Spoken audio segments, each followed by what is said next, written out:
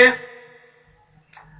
I have come here to teach you a new topic, that is pronoun. Pronoun is a chapter of a grammar. This is very important chapter for translate into English, because the pronoun is a word that can be the subject of any sentence. Noun and pronoun. Yeah. Noun and pronoun is a word that can be subject of any sentence. कोई भी वाक्य यदि आप बनाते हैं तो noun और pronoun ही एक ऐसा शब्द है जो कि आप उसे किसी भी सेंटेंस का सब्जेक्ट बना सकते हैं। सब्जेक्ट यानी सबसे पहले लिखना है। तो जब तक आप प्रोनाउन को या नाउन को अच्छे से नहीं समझते, नाउन मैंने समझा दिया पिछले वीडियो में, यदि आप नाउन और प्रोनाउन को नहीं समझते हैं तो आप कभी भी सेंटेंस बनाने के लायक नहीं रहेंगे। कोई भी सेंटेंस आपसे नहीं बनेगी। इसलिए आपको जरूरत है सबसे पहले नाउन और प्रोनाउन की जानकारी, क्योंकि प्रोनाउन और नाउन जो है वो सेंटेंस का सब्जेक्ट होता है और बाकी का जो वर्ब, एडवर्ब, एडजेक्टिव ये कभी भी किसी सेंटेंस का सब्जेक्ट नहीं बन जाता है। ठीक है, तो आइए आज का चैप्टर है a pronoun is a word that is used instead of noun और प्रोनाउन। नाउन और नाउन इक्विवेलेंट, यानी प्रोनाउन एक ऐसा शब्द है, ऐसा वर्ड है जिसका प्रयोग किया जाता है इंस्टेड ऑफ नाउन और नॉन इक्विवेलेंट, यानी कि किसी भी नाउन के बदले में, यानी संज्ञा के बदले में, या फिर नाउन के जो समकक्ष हैं, जो नाउन की तरह दिखते हों, उसके बदले में यदि कोई वर्ड प्रयोग किया जाता है तो उसे हम कह सकते हैं कि यह प्रोनाउन है। उदाहरण से समझिए, यह लिखा हुआ है Ram is good, full stop. अब यहां लिखते हैं राम इज माय ब्रदर। तो यहां देखिए राम अच्छा है और राम मेरा भाई है। तो ये जो है दो बार जो राम लिखना पड़ा, इस दो के बदले हम एक ही राम लिखेंगे और एक राम के स्थान पर हम प्रोनाउन लगाएंगे। किस तरह से? तो इस तरह से होगा राम इज गुड, और इस तरह यहां लिखा जाएगा he is my brother. Ram अच्छा है और वह मेरा भाई है। तो ये जो ही है, यहां जो मैंने ही लिखा एच ही, यह जो किसके लिए आया? राम के लिए आया। यानी instead of name, instead of noun, यानी इस नाउन के बदले ये वर्ड यूज किया गया ही, इसलिए इसे क्या कहते हैं? प्रोनाउन कहते हैं। आप समझ चुके होंगे कि नाउन के बदले में जो भी यूज कहीं भी किया जाए, जैसे यह मार्कर है, तो यह जो है वो एक प्रोनाउन है।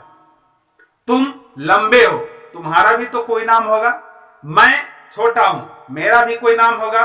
वह आती है, वह का भी कोई नाम होगा।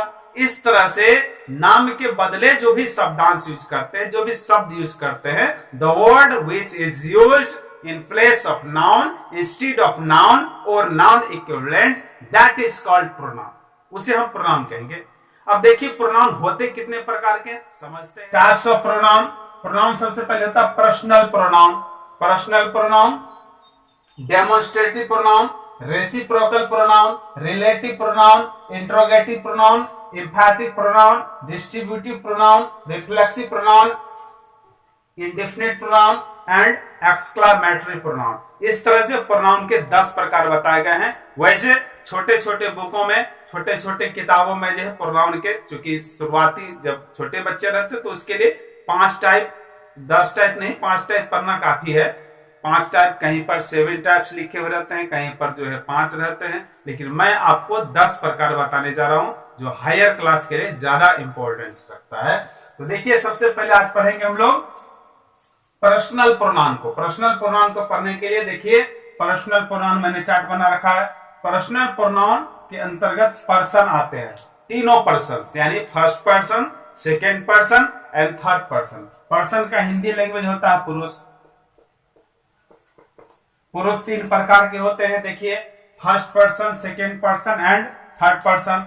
फर्स्ट पर्सन बोलने वाला होता है, सब्जेक्ट में जो कुछ बोलता है, जैसे मैं यानी कि आई और वी, ये जो है बोलने वाला कारक है, बोलने वाला सब्जेक्ट है, इसलिए इसको कहते हैं फर्स्ट पर्सन। सेकेंड पर्सन ये सुनने का काम करता है। थर्ड पर्सन इसकी चर्चा होती है, ये कभी भी सेंटेंस में मौजूद नहीं होता है। वो जो है थर्ड पर्सन है, यानी कि मैं फर्स्ट, तुम सेकेंड और कोई तीसरा जो है वो थर्ड पर्सन होता है। अब फर्स्ट पर्सन को दो भागों में बांटा गया। फर्स्ट पर्सन में सिंगुलर नंबर होते हैं और प्लूरल नंबर होते हैं। Sn that is singular number and Pn that is plural number. Singular number का मतलब हुआ एक वचन, जबकि प्लूरल नंबर का मतलब हुआ प्लूरल नंबर यानी कि बहुवचन। अब देखिए, singular first person singular number I, first person plural number we, second person singular number you, thou, thee, second person plural number you। अब यहां पर थोड़ा सा कंफ्यूजन, you और you, ये सिंगुलर में भी you है और प्लूरल में भी you है। तो इसको समझिए, सिंगुलर you का मतलब होता है तुम, आप, और मैंने यहां लिखा हुआ thou, thou, thou, तो ये जो है पोयम के लिए यूज किया जाता है, जबकि दाव का मतलब होता तू और ये दी का मतलब होता तेरा। तो ये जो छोटे शब्द है ये केवल पोयम में यूज होता है, वैसे लिटरेचर में इसका यूज नहीं किया जाता।